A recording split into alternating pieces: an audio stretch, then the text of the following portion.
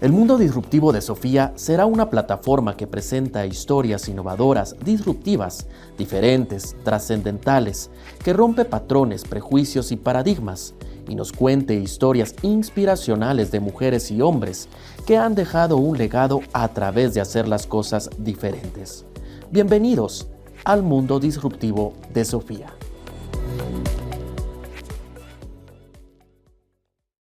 Hoy tenemos a un invitado de honor muy especial y menciono el título del libro porque él fue parte, sin saberlo, de la inspiración y de lo que me empujó a escribir ese libro. Y bueno, hoy en el mundo disruptivo de Sofía, que fue esta plataforma que creamos para contar historias de mujeres y hombres de éxito que han trascendido, que han dejado huella y que han marcado una diferencia, tenemos el mejor ejemplo, un hombre que marcó la diferencia y marcó la generación no solo de su familia, sino que de muchísimas familias en Guatemala, y quien creó una marca, un nombre y al final una identidad con la que todos los guatemaltecos, pues valga la redundancia, nos identificamos al salir del país. Así que tengo el privilegio de estar con el señor Francisco Pérez de Antón. Bienvenido. Muchísimas gracias por estar acá. Llevo ya muchos años de admirarlo y pues finalmente se me dio esta entrevista que tanto esperaba. Y quería empezar preguntándole, fuera de las cámaras me contaba anécdotas lindísimas de por qué vino a Guatemala, pero quisiera empezar con esos primeros años de vida. ¿Cómo fue esa vida de niño en Asturias, en España? ¿Quiénes fueron sus papás, sus primeros mentores? ¿Y cómo era Francisco en esa época? En primer lugar, muchas gracias por esta invitación y la oportunidad de charlar un rato contigo sobre mi vida, sobre todo en Guatemala. Pero en fin, yo soy un hijo de la guerra. Yo nací en 1940 y en España pues era un mundo cutre, así era el adjetivo que se usaba entonces. Había mucha miseria, mucha pobreza y encima pues había estallado la Segunda Guerra Mundial, de manera que no fue muy agradable. Mis padres se separaron, yo tuve que ir a vivir con unos tíos y ellos fueron los que me educaron, los que me enviaron a Madrid. Estudié el bachillerato allí en un colegio de frailes agustinos interno y después hice la carrera de ingeniero agrícola. Soy ingeniero. Me vine a Guatemala de 23 años, me enamoré de una guatemalteca allí en Madrid. Es mi esposa desde entonces, desde el año 65, y aquí estoy. Vino a los 23 años, hace ya más de 60 años. ¿Cómo fue el cambio de vivir en España en esta situación que al final todos conocemos fue un acontecimiento global que impactó a todo el mundo? Parte del arte que yo promuevo mucho es Pablo Picasso, ¿verdad? Me encanta como esa manifestación artística de toda esa etapa. Sí. Y el libro se titula Los Picassos que Dios pintó para Sofía. Pero quisiera que nos contara cuál fue el mayor impacto que tuvo en su vida estar de España y venir a Guatemala. ¿Cómo fue ese cambio y estar en Guatemala? Bueno, en primer lugar, una caída en el nivel de vida. Yo ganaba más dinero allí que aquí. Después, el shock cultural, ¿verdad? Que es bastante fuerte. Buscar empleo, no tener amistades. Mi novia estaba en Quetzaltenango, yo estaba en la capital, de manera que también no tenía esa compensación emocional que vine buscando. Vine a casarme con ella y todo eso.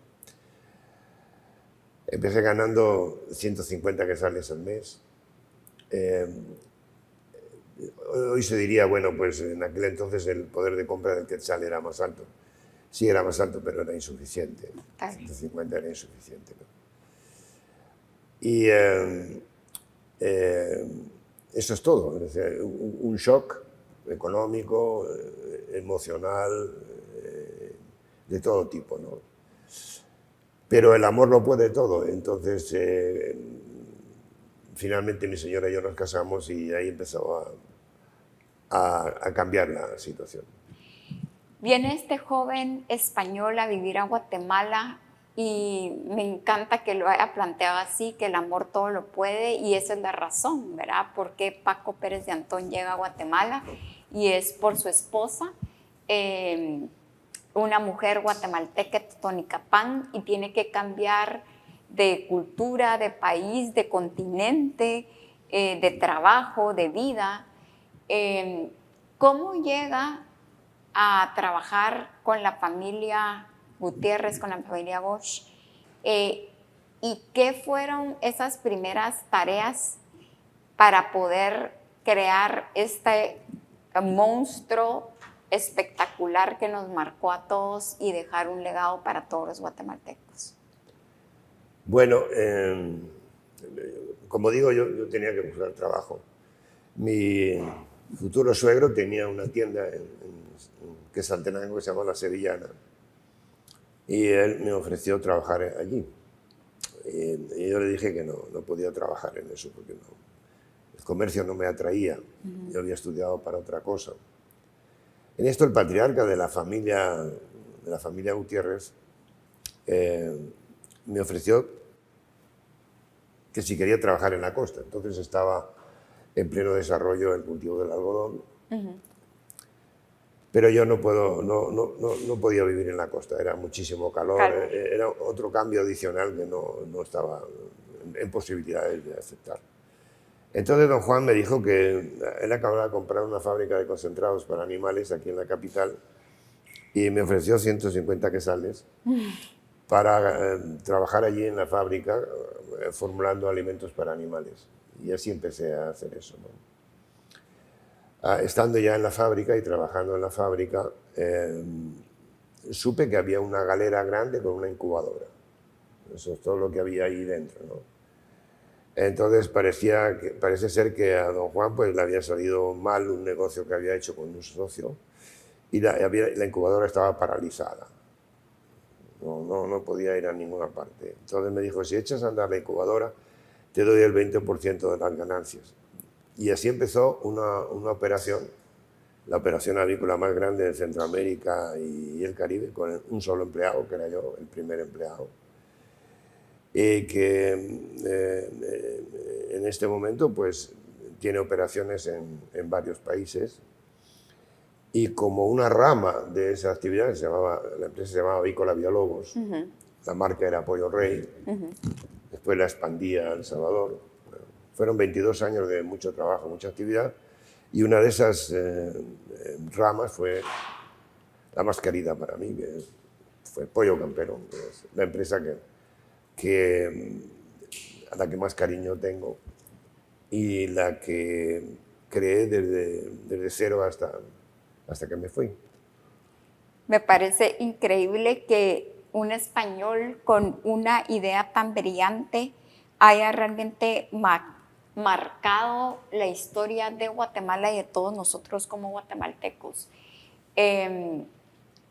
Al final, el poder entrar a una empresa guatemalteca y tener todo este liderazgo hizo que esta familia confiara, pero siempre digo que el emprendedor no es el que tiene la idea de negocio, es el que la ejecuta, la emprende y la pone en marcha.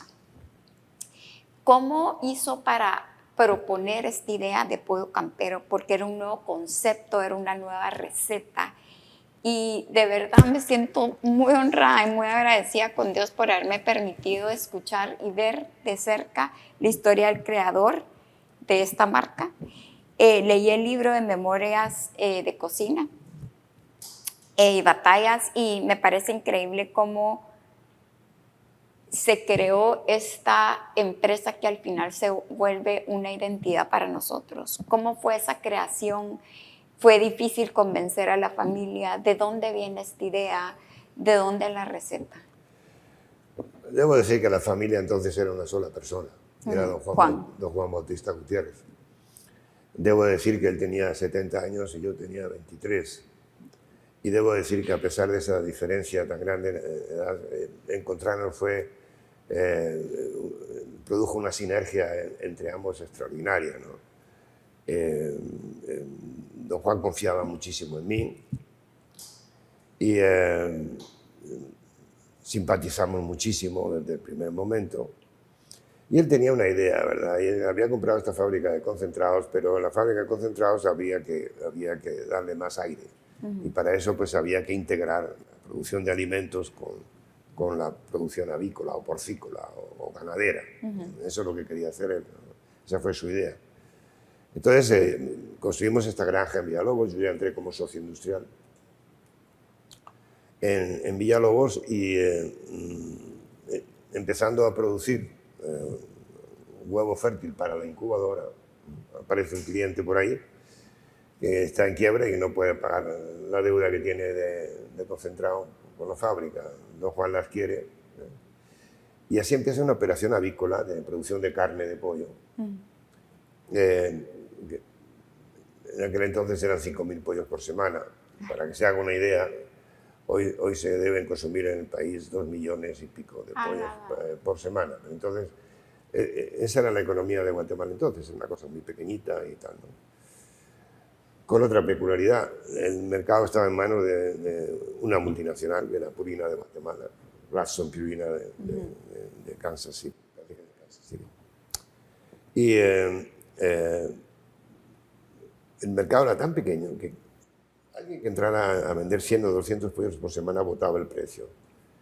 Entonces, aquello no estaba resultando rentable. Y a mí se me ocurrió que había que hacer era darle a la carne de pollo un valor agregado. Y ese valor agregado pues venía por la línea del pollo frito. Pero había otra peculiaridad, y es que esta multinacional, Ralston Purina, tenía también restaurantes de pollo frito. De manera que la empresarialidad... Yo he dado estos cursos en la Universidad Francisco Marroquín, he sido catedrático de estos temas. Economía gerencial, ética empresarial y algún otro. La empresarialidad, un empresario fundamentalmente es un tomador de riesgos. ¿No? Y resulta que en la sociedad, en cualquier sociedad, los tomadores y tomadoras de riesgos son un 5% de la sociedad. Esa es la empresarialidad, el que se atreve a tomar riesgos. El emprendedor, yo diferencio al emprendedor del empresario en estos términos. El emprendedor es emprendedor en tanto en cuanto dura la inversión. Quien haya sido emprendedor sabe lo angustioso que es. Ese periodo de 6 meses, un año, año y medio, a veces más, en las que lo único que hace es meter dinero, y meter dinero, y meter dinero, y ves que se te está acabando el dinero y que no terminas de hacer la inversión. Bueno, ese es el personaje de mayor interés para mí y el que tiene que ser una persona audaz y tiene que ser un poco jugador, y tiene que ser un apostador. El empresario es otra persona. El empresario ya con la empresa convertida en un going concern, ya es otro mundo, ya es otra cosa, ya tiene que tener un dominio de una serie de disciplinas importantísimas, sea el marketing, la contabilidad, la planificación, la coordinación, la organización, todo ese tipo de temas. Yo en aquellos años tenía la idea del emprendedor, era un técnico y no era más que un técnico. Después estudié ciencias económicas y saqué un título en ciencias económicas, pero entonces era un técnico y además de administración de empresas sabía muy poco. Pero claro, eso se compensaba porque la empresa era yo y 2 o 3 más, entonces se podía manejar bien. Para 1969 la producción avícola ya llevaba 6 años, pero para entonces ya estaba yo convencido de que no podíamos seguir con el negocio de vender carne de pollo fresca. No podía ser porque la competencia era durísima, los bajones de precios eran terribles, había que estabilizar eso. Entonces se me ocurrió esta idea, pues voy a ponerle un valor agregado al pollo y vamos a ver qué sale de esto, ¿no? Esa historia está contada en ese libro, el Memorial de Cocinas y Batallas, y me llevó un año la investigación. Yo no sabía ni freír una papa, no sabía ni cocinar absolutamente nada. Y en ese periodo pues averigüé muchas cosas, viajé mucho, intensamente por Estados Unidos. En este momento Pollo Campero es la segunda cadena de pollo frito más antigua del mundo. Porque todas las que yo conocí en aquel entonces, todas fueron quebrando, ¿verdad? De manera que es más veterana, por ejemplo, que Popeyes o que Church. Es mucho más antigua que ellos, ¿no? La más antigua es Kentucky Fried Chicken, pero la segunda, por lo menos en el continente, es Pollo Campero. Wow, wow.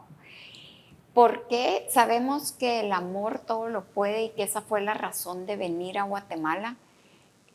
Ya siendo un emprendedor, ejecutor, empresario que cree esta empresa, que la hace maravillosa y que toma riesgos, ¿por qué decide quedarse en Guatemala y después de toda esta carrera de tanto impacto a nivel empresarial y que hoy Pollo Campero es un monstruo? O sea, es una empresa gigante que produce millones de empleos, que es una bendición para muchas familias, pero sobre todo que el guatemalteco ahorra todo el mes para ir a fin de mes a comer a Pollo Campero.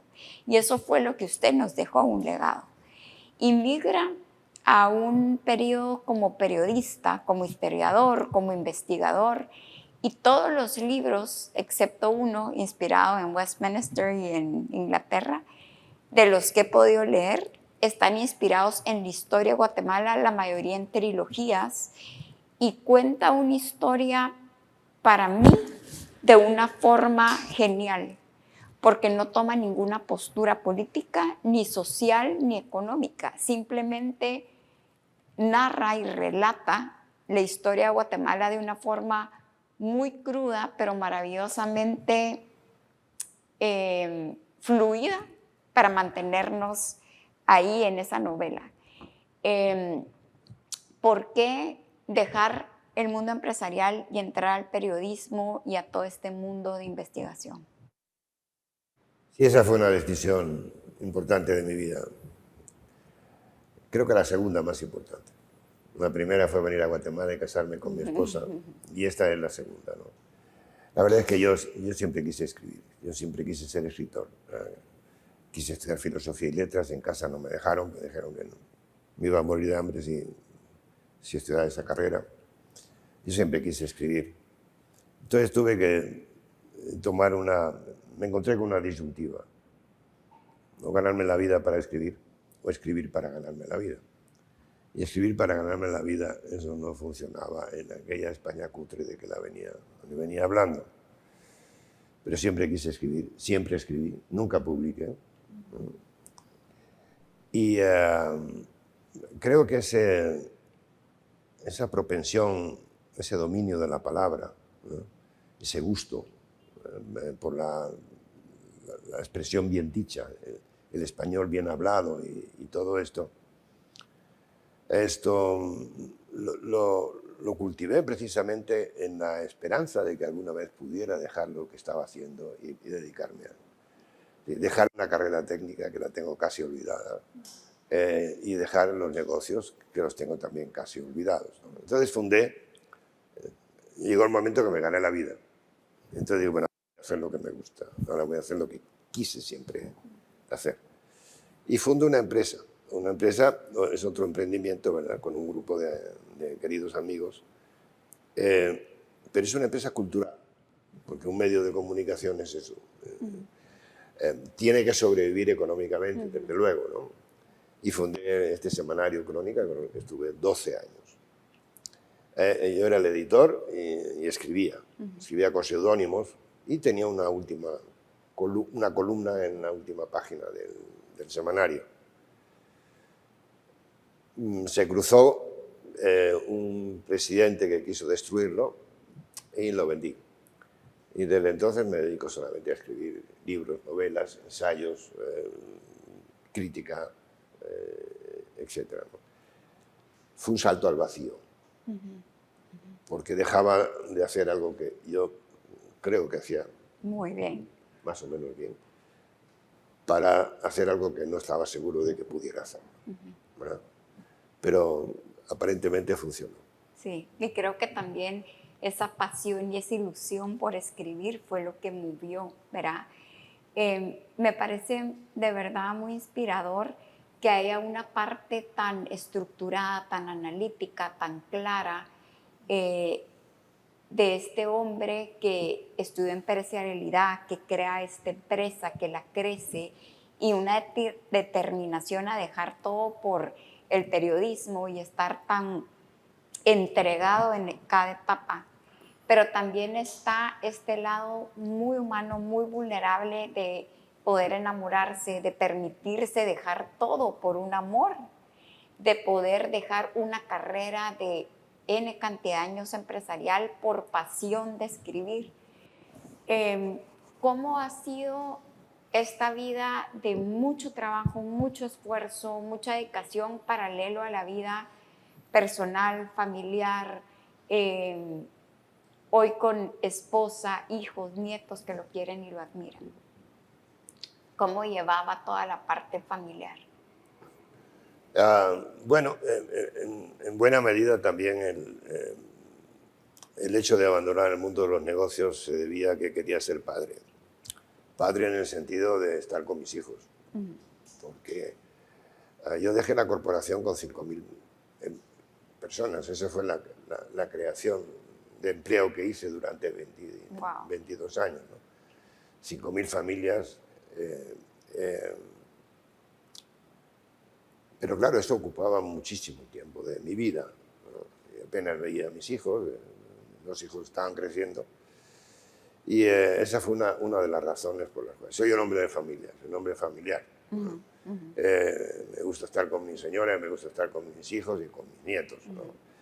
Pero el trabajo me lo impedía, ¿no?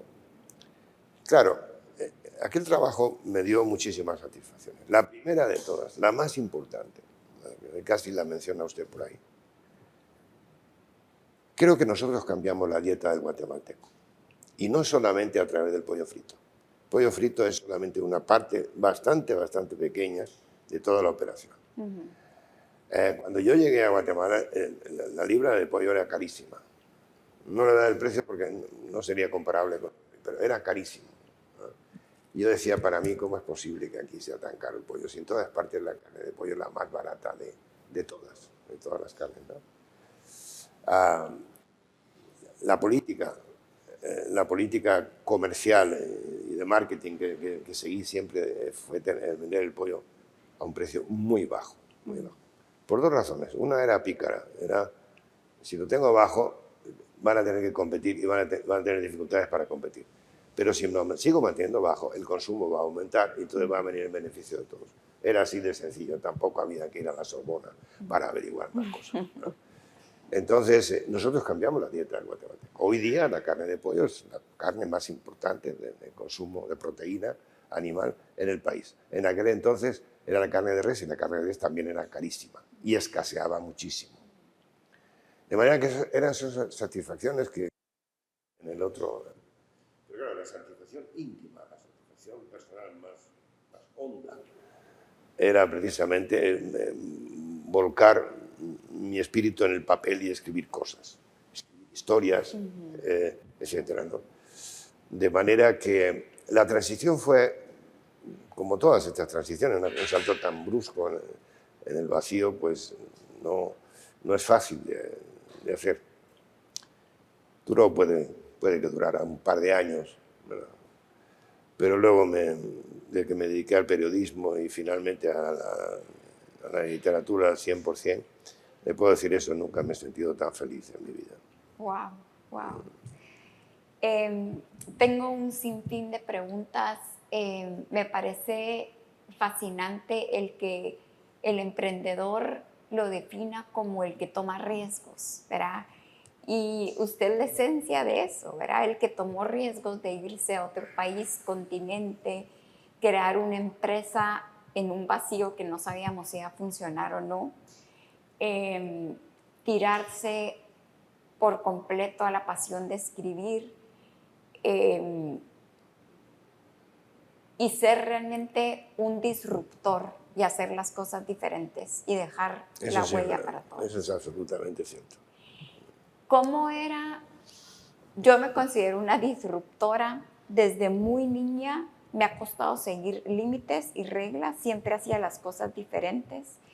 Desde muy niña no sabía por qué nací en esa familia, en este país, y me fui muy chavita a Guatemala, me fui de 17 años a estudiar a Cambridge, Inglaterra. Y de lo que más agradezco ha sido poder ser disruptiva y permitírmelo. Creo que esa adrenalina de lo prohibido, lo nuevo, me mantiene viva y sigo atravesándola. Sin embargo, me ha costado arriesgar mi vida muchas veces, me ha costado lágrimas, me ha costado arrepentimiento. Sin embargo, no me arrepiento de lo que haya hecho, sino que lo agradezco, aprendo y sigo. ¿Por qué el atreverse? ¿Qué causaba el poder tirarse al agua? ¿Era algo más emocional? ¿Era algo pensado? ¿Por qué hacer disrupción y atreverse a hacer esos cambios tan drásticos? ¿Y qué sentía en ese momento? Yo creo que va con el carácter. Va con el carácter. Si no tiene esa actitud disruptiva, como le llama usted, o innovadora, o de cambio, de hacer las cosas distintas, nunca va a ser un emprendedor, ¿no? O va a ser un emprendedor de esos que copian, o que imitan. Pero el verdadero, el disruptivo de verdad es el que rompe con las reglas, con la estructura del mercado, en fin, con muchísimas cosas, ¿no? Creo que va en el carácter y creo que parte de ese carácter tiene que ser el de ser una persona que tome riesgos, que te arriesgues a hacer las cosas. Hay mucha gente, yo le explicaba eso en la cátedra. Dos personas tienen dos ideas diferentes sobre cómo hacer, por ejemplo, zapatos. Entonces el banco les pide que haya un estudio de factibilidad, etc., ¿no? Se hace el estudio de factibilidad y se presenta a estas dos personas el estudio de factibilidad. La factibilidad es pura teoría, ¿no? Con el mayor número de datos posibles. Has hecho la investigación de mercado y tal. Se lo presentas a esas dos personas, una toma el riesgo y la otra dice que no. ¿No? Y está todo, el asunto está clarísimo, ¿no? Pero el tomar el riesgo es lo que define, en última instancia, al emprendedor. Pero la vida hay que tomarla como un emprendimiento también. No todo emprendimiento es económico, ¿verdad? Uno se mueve en la vida pues, por ese tipo de factores, ¿no? Sí, yo me fui a vivir a otro continente y eso era un riesgo. Tenía una carrera en España, tenía un trabajo en España en el que ganaba más dinero que aquí, pues, y te vas a otro lado porque sencillamente amas a una mujer. Te metes en el negocio del pollo cuando está dominado por una multinacional que en última instancia la sacamos del país. Una de las cosas divertidas o interesantes que hicimos, sacamos a 3 multinacionales del país para que luego dijeran, como decía entonces el pensamiento de izquierda, que las multinacionales dominaban los mercados de los países subdesarrollados. Nosotros las sacamos de aquí. Lo que evidenciaba y demostraba que aquí se pueden hacer cosas grandes con recursos nacionales. Recursos de capital, recursos humanos, etc., ¿no? Y eso, pues, cuando sale bien, es muy satisfactorio. Cuando sale bien es fenomenal, ¿verdad? Pero claro, no siempre las cosas salen bien. La verdad es que tenemos que ir terminando. Para mí esta entrevista significa mucho, de verdad que sí. Llevo muchos años, sin que usted lo sepa, de admirarlo. Tuve la oportunidad también de trabajar con esta familia que me bendijo muchísimo y En ese momento conocí a su hijo y siempre fue como un sueño y fue parte de lo que detonó el que yo quisiera escribir el libro. El libro se tituló Los Picassos que Dios pintó para Sofía y es la revelación de todas estas obras de arte que este Dios creativo, maravilloso, pintó para mí. Y una obra, era una persona, era un consejo, era una adversidad, un problema. Y definitivamente Paco Pérez de Antón se convirtió en un Picasso que Dios pintó para mí. Así que muchísimas gracias por eso. Y lo otro que le quería decir es que gracias por marcarnos como guatemaltecos, por marcar una historia, por dejarnos este legado, creyendo en una Guatemala que pueda hacer las cosas diferentes. Y pues antes de despedirme me voy muy agradecida y muy honrada de que haya estado acá. Creo que Dios me permitió seguir viva para mostrarle al mundo que ante todo imposible, todo es posible, que Él lo podía. Y desde ese momento que le dije a mi papá, es que quiero entrevistar a Francisco Pérez de Antón, él ha leído todos sus libros, toditos, él le encanta la lectura. Y me dijo, ay Sofía, nunca lo vas a lograr. Y le escribí que venía hoy, ¿verdad? Entonces, muchísimas gracias porque sí se pudo. Y antes de despedirnos, siempre hago 5 preguntas. Las primeras 4 solo se pueden responder con una palabra o sí o no, excepto la última. La última puede ser lo más expresivo. ¿Listo? Listo. 1, ¿ha tenido mentores? He tenido mentores, sí. 2, ¿se ha enamorado? Sí. 3, Y sigo enamorado. y sigue enamorado. 3, de esa guatemalteca de Totonicapán.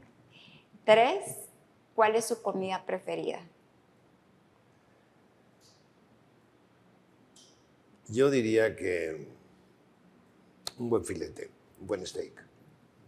No el pollo campero. 4, ¿cuál es su ciudad preferida? Madrid. Madrid.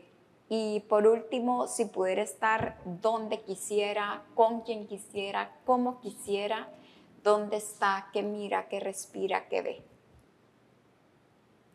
No lo entendí. Si ahorita Sí. pudiera estar en cualquier lugar en el mundo, con quien quisiera, como quisiera, ¿dónde estaría? En Guatemala, ¿Con quién? con mi esposa y mi familia. Bueno, pues esto fue un capítulo más del Mundo Disruptivo de Sofía. Me voy honrada y muy agradecida y con muchísimas ganas de conocer mucho más de este hombre genial, emprendedor, disruptor, que marcó la diferencia para muchos de nosotros. Muchas gracias, Sofía. Y mucha suerte en sus emprendimientos y en su vida. Gracias.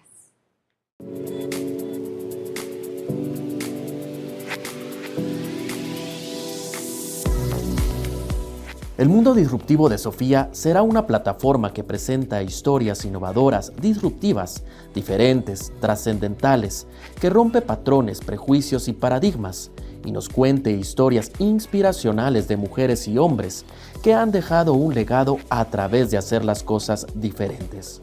Bienvenidos al Mundo Disruptivo de Sofía.